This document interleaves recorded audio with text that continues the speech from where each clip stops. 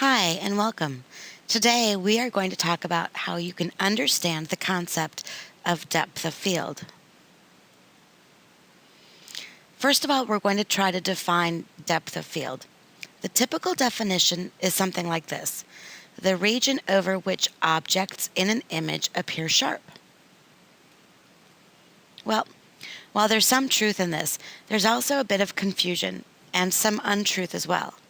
Let's look at a more accurate definition. The depth of field is the range of distances reproduced in a print over which the image is not unacceptably less sharp than the sharpest part of the image. Okay, depth of field relates to a print or other reproduction of an image. It's not an intrinsic property of a lens.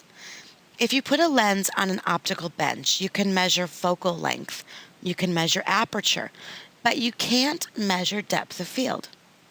Depth of field depends on some subjective factors that we'll talk about in a bit. Note the phrase not unacceptably less sharp. All parts of an image which come from outside the focal plane of the lens are blurred to some extent.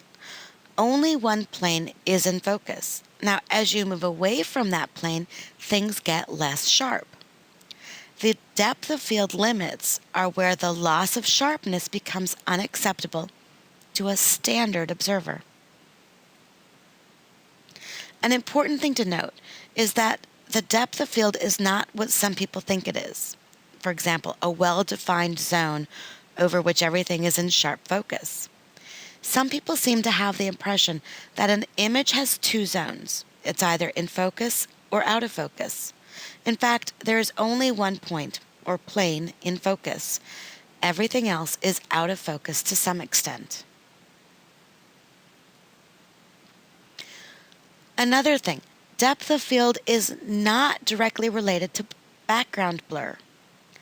Depth of field equations tell you over what range of distances objects will appear to be acceptably sharp, or at least not unacceptably unsharp. It tells you nothing about how much blur there will be of objects well outside the depth of field. That's governed by different physical parameters and determined using totally different equations.